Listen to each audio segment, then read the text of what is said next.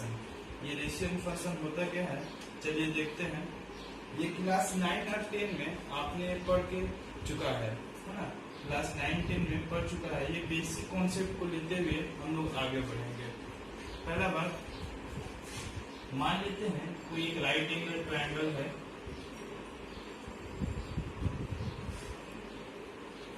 ये एक right angle triangle है। इस एंगल का मान x होने पर, अगर ये एंगल x है तो इसके सामने वाले को हम लोग परपेंडिकुलर बोलते हैं। ये हम लोग का बेस हुआ, ये हुआ हाइपोटेनस। अगर इसको x लेते तो ये हमेशा ये परपेंडिकुलर होता, ये बेस होता, ये हाइपोटेनस होता। मान लीजिए अगर इसको हम लोग y लिए तो y के केस में ये b हम लोग का परपेंडिकुलर होगा, p हम लोग का बेस होगा और h हम लोग का हाइपोटेनस होगा।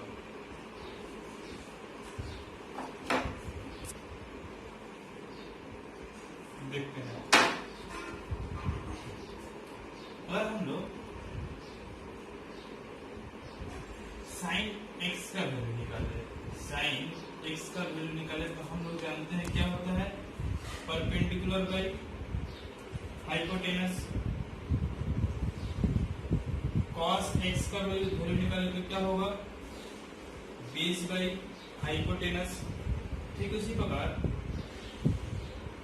tan x का वैल्यू निकाले तो क्या होगा, परपेंडिकुलर बाई बेस।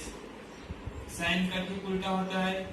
और कॉसेक का वैल्यू निकाले तो कॉसेक का वैल्यू होता है, कॉसेक x का वैल्यू होगा 1 by sine x, that is 1 by p by h, that is h by p। ठीक उसी प्रकार कॉस का उल्टा होता है सेक x का वैल्यू आएगा h बाई b। ठीक इसी प्रकार से इसको लिखेंगे 1 बाई कॉस, फिर उसको उल्टेंगे तो h बाई b। ठीक इसी प्रकार tan x का वैल्यू आएगा हम लोग का b बाई t, है ना। इन्हीं sine cos tan cosec sec tan के इन्हीं छह को हम लोग बोलते हैं ट्रिग्नोमेट्रिक फंक्शन। इन्हीं 6 वैल्यूज को हम लोग बोलते हैं ट्रिग्नोमेट्रिक फंक्शन। इसमें कुछ रिलेशन होते हैं, कुछ प्रॉपर्टी होते हैं। उन प्रॉपर्टी के बारे में हम लोग 10 9 क्लास में डिस्कस कर ही चुके हैं, फिर भी इस क्लास में बता रहे हैं। Sine square x plus cos square x equal to होता है हम लोग का 1। ठीक है, ये हमने पाइथागोरस थ्योरम से भी हम लोग ने प्रूव किया था। इसका प्रूफ बहुत छोटा सा है। पाइथागोरस के अनुसार हम लोग जानते हैं क्या होता है, हाइपोटेनस का होल स्क्वायर इक्वल टू होता है p square plus b square. अगर दोनों साइड h स्क्वायर से अगर डिवाइड तो क्या होगा, h square by h square equal to होगा p square plus b square divided by h square. यहाँ का वैल्यू हो जाएगा 1। इसको सिंपल सा दोनों के साथ अगर अलग अलग कर दिया जाए तो p square by h square plus b square by h square. इसको लिख सकते हैं p बाई h का होल स्क्वायर, इसको लिख सकते हैं p बाई h का होल स्क्वायर। यहाँ पे प्लस का साइन। अच्छा, p बाई h को हम लोग क्या करते हैं, साइन x, ये हो गया sign square x. b by h को कहते हैं कॉस x, तो ये हम लोग का हो गया cos square x equal to 1, है ना। सिमिलरली हम कुछ और वैल्यूज के बारे में भी जानते हैं, है ना। 1 plus tan square x equal to sec square x, है ना। 1 plus tan square x equal to sec square x, है ना। अगर इसको देखा जाए तो हम लोग इसको प्रूव किया जाए तो ये तो प्रूव कर लिया हम लोग ने। इसके अनुसार ये हम लोग प्रूव कर सकते हैं। हम लोग जानते हैं क्या, अभी हम लोग जानते हैं sine square x plus cos square x equal to क्या होता है, 1 होता है। अगर दोनों साइड कॉस स्क्वायर एक्स से अगर डिवाइड दिया जाए तो क्या होगा, sign square x plus cos square x divided by cos square x divided by 1 by cos square x, दोनों अलग अलग कर दिए जाए, ये होगा sin square x plus sin square x divided by cos square x. इसको डिवाइड करेंगे तो हम लोग का 1 आएगा। इसको करेंगे 1 बाई cos को हम लोग क्या नाम दिए थे, sec दिए थे, इसका हो जाएगा sec स्क्वायर एक्स, इसका हो जाएगा tan square x plus 1 equal to sec square x.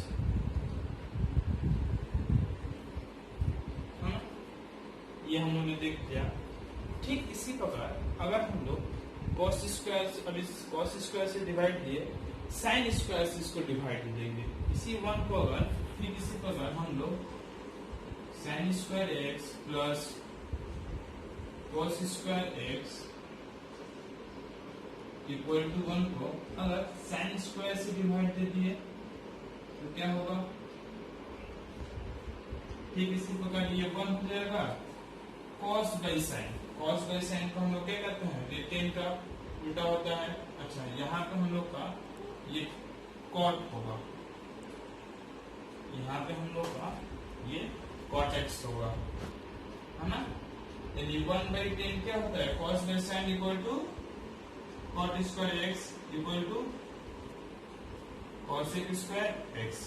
यानी तीसरा हम लोग का हो गया 1 plus cot square x equal to cos square x। इन सब का वैल्यू इससे पहले क्लास में आप लोग पढ़ चुके हैं। इन सभी चीजों का वैल्यू इससे पहले क्लास में आप लोगों ने ये सारे फॉर्मूला को ड्राइव करना 9, 10 में सीख चुके हैं। अब 11th क्लास में इस बेसिक कॉन्सेप्ट को लगेगा, इसके सहायता से हम लोग और चीजों को बनाएंगे। अगर हम लोग इसको x एक्सिस, ये माइनस x एक्सिस होगा, ये y, ये माइनस y, अगर इसको एक सर्कल लिया जाए, इसको एक सर्कल लिया जाए तो यहाँ से हम लोग क्या समझते हैं, ये भाग अगर मान लीजिए ये भाग है, ये भाग हम लोग का पॉजिटिव होता है, ये भाग नेगेटिव, ये भाग पॉजिटिव, ये भाग नेगेटिव। यानी कहने का मतलब अगर कोई पॉइंट यहाँ पे है तो हम लोग कैसे इस पॉइंट के पास जाएंगे, एक्स और वाई एक्सिस की वजह से हम लोग यहाँ तक एक्स एक्सिस का डिस्टेंस कवर करेंगे, ठीक वहां से वाई एक्सिस का डिस्टेंस कवर करेंगे। यानी यहाँ से यहाँ पे गए तो कहाँ ये एक्स एक्सिस क्या हुआ, पॉजिटिव, यहाँ से यहाँ पे एक्स क्या है, पॉजिटिव। आप ऊपर गए तो भी क्या हुआ, पॉजिटिव। यानी एक्स एक्सिस में दोनों क्या होता है, वैल्यू पॉजिटिव। यानी एक वैल्यू लिखा है 3,4, है ना। तो पहला देख लेते हैं, इसको हम लोग बोलते हैं फर्स्ट क्वाड्रेंट, इसको बोलते हैं सेकंड क्वाड्रेंट, इसको बोलते हैं थर्ड क्वाड्रेंट, इसको बोलते हैं फोर्थ क्वाड्रेंट, है ना। First quadrant, second quadrant, third quadrant, fourth quadrant. अब हम लोग देखते हैं अगर कोई वैल्यू 3,4 है, ये क्वाड्रेंट में है, इसका मतलब ये एक्स एक्सिस, एक्स के भाग को बता रहा है, ये वाई के पार्ट को बता रहा है, ये 3x को बता रहा है, 4y को बता रहा है। तो ये किस क्वाड्रेंट में होगा, दोनों पॉजिटिव है तो ये फर्स्ट क्वाड्रेंट में होगा। ठीक है। अगर कोई पॉइंट यहाँ है तो हम लोग कैसे जाएंगे, तो यहाँ ओरिजिन से हम लोग जा रहे हैं तो पहले नेगेटिव की तरफ जाना पड़ेगा, ठीक है, फिर उसके बाद पॉजिटिव। यानी इस पॉइंट पे जाने के लिए ये दोनों प्लस हो। इसी तरह अगर यहाँ से यहाँ तक जाएंगे, इस पॉइंट पे जाएंगे तो क्या होगा, यहाँ तक जाना पड़ेगा, फिर ऊपर जाना पड़ेगा, तो नेगेटिव पॉजिटिव। यानी सेकेंड क्वाड्रेंट में जो एक्स का वैल्यू होता है वो नेगेटिव होता है, जो वाई होता है पॉजिटिव होता है। ठीक है। इसी प्रकार यहाँ पे अगर कोई पॉइंट है तो कहाँ पे जाना पड़ेगा, यहाँ से नेगेटिव, फिर नीचे जा रहे हैं ना, नीचे वाई का वैल्यू क्या है, नेगेटिव। यहाँ पे क्या होगा, माइनस माइनस हम लोग जानते हैं। अगर यहाँ पे कोई पॉइंट है, यहाँ पे कैसे जाएंगे, एक्स एक्सिस में, ये देखिए ये यहाँ से पहले एक्स एक्सिस में जाना पड़ेगा, क्योंकि इस साइड तो नहीं जाएंगे, इस साइड हम लोग का क्या होगा, पॉजिटिव नेगेटिव। तो ये इस तरह करके हम लोग का होगा। मान लेते हैं अगर एक सर्कल है जिसका रेडियस ए है, तो ये इसका मान लीजिए ये रेडियस है, ये भी रेडियस है, इसका वैल्यू 1 है, तो इसका भी वैल्यू क्या होगा 1 होगा, इसका भी वैल्यू क्या होगा 1 होगा, इसका भी वैल्यू क्या होगा 1 होगा। हम लोग जानते हैं रेडियस एक सर्कल का रेडियस क्या होता है, चारों तरफ इक्वल होता है। अब हम लोग कुछ कुछ बातों को जानते हैं।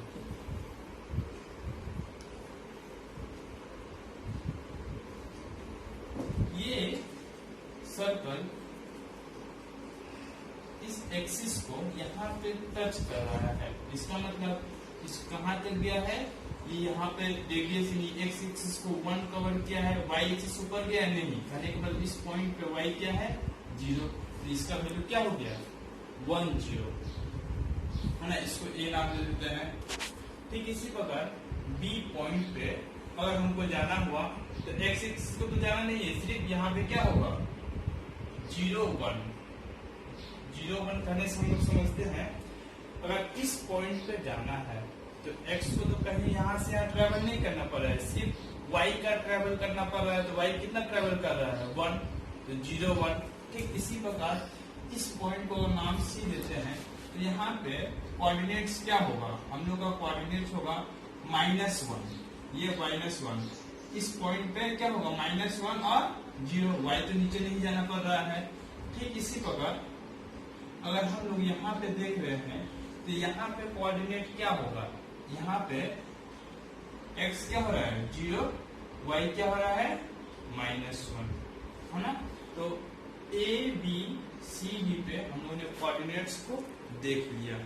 ठीक है, मान लेते हैं यहाँ पे कोई पॉइंट P है, उस पॉइंट का कोऑर्डिनेट यहाँ पे x, y है ना, x, y है। तो ये मान लीजिए यहाँ से ये x रेडियन बना रहा है ना, यानी इतना बीच का दूरी x है तो ये s रेडियन बनाएगा। ये क्या था हम लोग का रेडियस था, इसका वैल्यू क्या है, रेडियस का वैल्यू हमने देखा 1 है। रेडियस क्या होता है चारों तरफ समान होता है, सेंटर से चारों तरफ ये क्या होता है रेडियस समान होता है। अगर हम लोग यहाँ पे परपेंडिकुलर खींच दे, यहाँ पे एक परपेंडिकुलर खींच दे, इसको थोड़ा साफ कर देते हैं।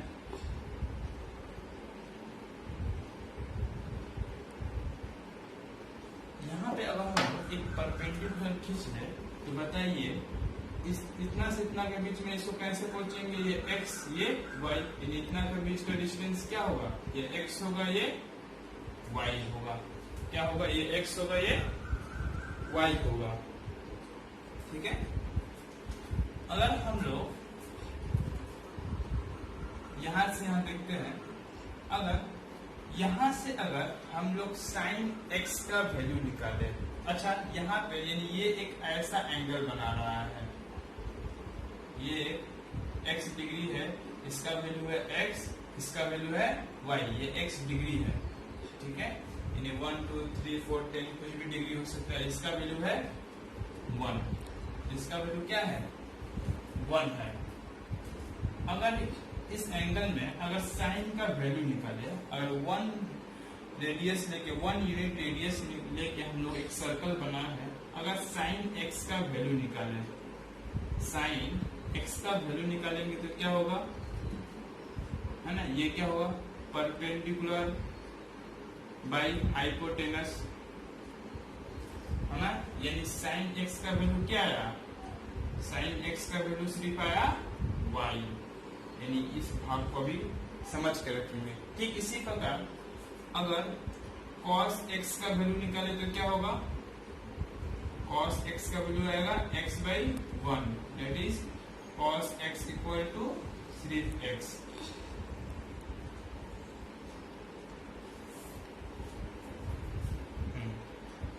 देखते हैं क्या मैं बोलना चाहता हूँ, यहाँ पे अगर थीटा दिया जाए तो यहाँ पे थीटा का वैल्यू क्या क्या होगा, यहाँ पे थीटा होगा 0, यहाँ पे थीटा होगा 90 है ना, अगर रेडियन के केस में क्या होगा π/2। यहाँ पर अगर थीटा दिया जाए इस साइड, थीटा का वैल्यू क्या होगा पाई है ना, मतलब 180 डिग्री, यहाँ पे क्या होगा 270 है ना, डेट इज 3π/2। फिर से यहाँ पे आ जाए तो ये क्या होगा एक तरह से 2π हो जाएगा। यानी अगर यहाँ पे थीटा यानी थीटा मतलब x, अगर x इक्वल टू 0 लेते हैं, यहाँ पे लिखते हैं अगर x इक्वल टू 0 यानी 0 डिग्री लेते हैं, ये x क्या था, डिग्री में था, साइन x इक्वल टू 0 लेंगे तो x का वैल्यू क्या है, y, यहाँ पे y हम लोग का क्या है, अभी हमने देखा 0, थीटा इक्वल टू 0 तो y इक्वल यानी साइन 0 का वैल्यू यहां से आता है 0। अगर cos 0 ले, cos 0, ठीक है, cos का वैल्यू हमने क्या देखा था, x, तो ये x का वैल्यू यहाँ पे क्या है, कोऑर्डिनेट में 1, यानी cos 0 इक्वल टू 1, यहां से हम लोग साइन cos का वैल्यू आता है। ठीक इसी प्रकार अगर ये क्या है π/2, अगर हम लोग ठीक इसी प्रकार साइन 90 मतलब साइन π/2 ले, है ना, साइन π/2 यानी y, है ना, सिर्फ कोऑर्डिनेट y, इसमें y का वैल्यू क्या है 1, यानी साइन 90 बराबर हो गया हम लोग का 1, ठीक है। ठीक इसी प्रकार cos 90 ले, है ना, cos 90 मतलब cos π/2, अब देखिए cos π/2, cos मतलब क्या, x, यहाँ पे x का वैल्यू क्या है, ये π/2 के लिए था, x का वैल्यू 0, तो यहां से आया हम लोग का साइन 90 इक्वल टू 0 डिग्री।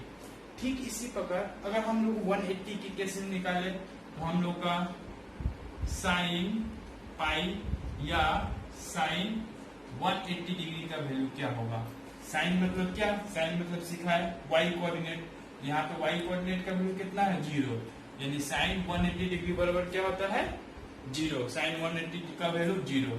उसी तरह cos पाई का वैल्यू निकाले, cos पाई मतलब cos 180 डिग्री, cos 180 डिग्री का वैल्यू यहाँ पे क्या है x, है ना, x जो कोऑर्डिनेट बताए थे इसका वैल्यू है -1। ठीक इसी प्रकार हम लोग, है ना, 3π/2 270, ठीक इसी प्रकार 2π का वैल्यू यहाँ से निकाल सकते हैं, ये इस तरह करके वैल्यू आएगा, यहाँ पे साइन 45 का वैल्यू निकाल सकते हैं, तो इस तरह करके हम लोग साइन 0, 30, 45, 60 हर एक का वैल्यू निकाल सकते हैं, ये स्टैंडर्ड होता है।